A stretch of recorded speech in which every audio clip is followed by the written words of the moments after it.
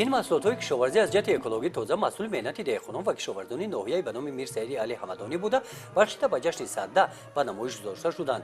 کارتوشکا، سبزی، پیاز این همه محصولات استحصال خودی هستند. از این محصولات زنان و بانوان کدبانوها از جماعت‌های دهات چنین پخت‌وپزها را تیار نموده پیشکش نمودند. بین خروش طعام‌های ملی کدوی تگ علو پخته ارکم سعیدова از دهه مهنت‌آباد دقت همگان را بیشتر جلب کرد. از نمایش محصولات کشاورزی معین می‌گردد که در ناحیه به نام میر سعید علی حمدانی طبق دستور مقامات اجرایی حاکمیت دولتی ناحیه استفاده ثمرناک زمین درست به راه مانده شده است. در برابر کشاورزان ساکنان از خطه‌های زمین‌های نزد اهلیگی خود عاقلانه استفاده کرده از آن حاصل خوب به دست آوردند. از روی نشاندادها در جنبست سال 2018 از حاصل باغ و تاکزار همین طور هزارها قوطی‌های افشرده، مربا و کنسروهای گوناگون استحصال شدند. طبق جنبست نتیجه سال 2018 کشاورزان ناحیه به قدر زیاده از 517 میلیون سومونی محصولات کشاورزی استحصال نمودند که نظر به سال گذشته 17 میلیون و 105 هزار سومونی زیاد می باشد.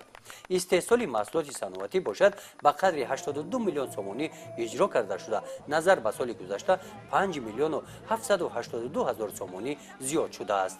در قسمت رسمی چورابینی رئیس ناحیه به نام میر سعید علی حمدانی ساکنان ناحیه را بخشیده به جشن سده تبریک نموده ذکر نمودند که سده جشن کشاورزان آغاز بیداری طبیعت آمادگی به کشت و کاری بهاری می باشد. قسمت فرهنگی جشن سده با نمایش تئاتری کننده شده کارمندان بخش فرهنگی ناحیه پیشکش ساکنان ناحیه گردانیده شد. طبق سناریوی نمایش شاه پیشدادیان هوشنگ سنگ را برداشته سوی مار هوا داد و ناخواست سنگ به سنگ برخورده آتش پدید آمد. همین طور گلخن جشن سده افروخته شده علنگه آن بلند گردید. یادآور می‌شویم که تا آغاز جشن سده در میدان مرکزی ناحیه بخشیده به این جشن ملی جمع آمد وسیع در مرکز ناحیه دایر گردید که در آن نتیجه ساحه‌های اقتصادی ناحیه جمع‌بست کرده شده بهترین ها با سپاسنامه و افتخارنامه مقامات اجرایی حاکمیت دولتی ناحیه سرفراز گردانیده شدند. جشن سده که آمادگی به کشت کاری بهاری است در ناحیه واسه با نمایش و فروش نیالها شروع گردید. بخشیده به این جشنواره اینگونه نیالهای گوناگون پیشنهاد شدند. عاید قاعده‌های درست شنانیدن نیال متخصصان به ساکنان مصلحت دادند. این نیالها از قبیل سیب و زردآلو، شفتالو و گیلاس در شرایط زمین‌های سیاه‌خاک خواجگی نیال پروری ناحیه واسه پرورش کرده شدند. در موسم نیال شنانی امسال این خواجگی زیاده از 500 هزار بیخ نیالهای گوناگون را پیشکش شهر و ناحیه‌های جمهوری نموده است. در سمت آبادانی و کبریزور نمودن میدان و گلگشها دیگر خواجگی‌های ناحیه نیز موسم بهار را انتظار هستند. در جشن سده رئیس ناحیه واسه روبران جماعت‌های دهات تشکیلات و مؤسسه‌های ناحیه از نمایش دستاوردهای کشاورزان و ساکنان ناحیه دیده نمودند.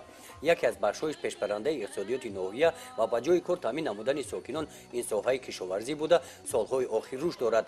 کشاورزان ناحیه واسه در سمت استحصال محصولات کشاورزی امسال به نتیجه‌های نظررس نائل گردیدند. همین است که در بازار استعمالی ناحیه نظر به همین دوره سال گذشته نرخ کارتوشکا و پیاز یک برابر ارزان شده است. نمایش محصولات کشاورزی که ساکنان جماعت‌های دهات بخشیده به جشن سده پیشنهاد نمودند محصول مهنت خود آنها میباشند. در جشن سده در ناحیه واسه سیاحان خارجی هم اشتراک داشتند. آنها هنر و مهارت زنان و دختران را از نزدیک دیده و محصولات تیار نموده آنها توجه کلان ظاهر نمودند. در جشن سده معارفچیان ناحیه واسه اشتراک فعالانه داشتند. از 15 مؤسسه تعلیمی مسئول کارهای اعضایان محفل دستان ماهر به نمایش گذاشته شدند. این گلها مسئول مهنت معلمان و شاگردان مؤسسه تعلیمی رقم 10 هستند. در این مکتب همین گونه گلها پرورش می‌یابند. با همین طرز کاربری در تربیت زیباپرستی شاگردان معلمان موفق گردیدند. در جشن سده به خاطر گرمی و روشنی همچون رمز جشنواره گلخن افروخته شد. در قسمت رسمی چورابینی رئیس ناحیه واسه ساکنان ناحیه را به جشن سده تبریک نموده از آنها دعوت به عمل آوردند که به کشت و کار بهاری آمادگی‌های جدی بینند. در وضعیت ادانه آن نفرانی که در پیشبرد ساحه کشاورزی سهم ارزنده گذاشتند از نام مقامات اجرایی حاکمیت دولتی ناحیه با سپاسنامه‌ها قدر کرده شدند.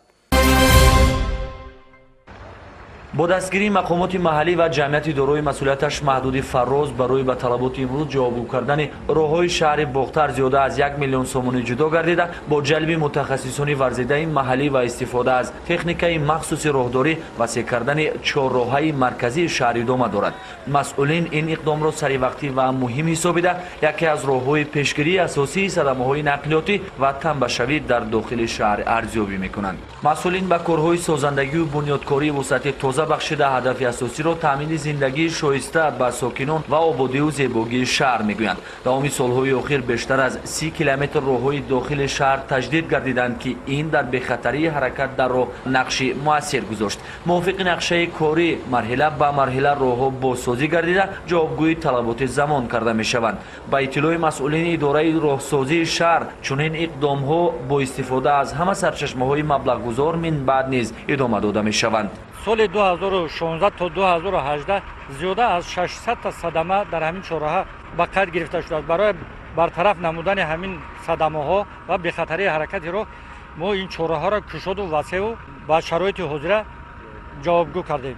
به خاطر استقبال سزاوار از جشن عمومی ملی 30مین سالگرد استقلالیت دولتی جمهوری تاجیکستان همچنین بنیاد 368 انشاءات تعیینات گوناگون در نقشه است. با گفت مسئولین کارهای ساختمانی در انشاءات بنیاد شونده با مرام ادامه داشته بهره برداری در 3 سال آینده مرحله به مرحله صورت میگیرد. با وسعت کارهای سازندگی و ساختن انشاءات گوناگون اگر سیمای شهر تغییر یابد در این برابر سطح بیکاری کاهش یافته شرایط زندگی ساکنان بهتر می شود.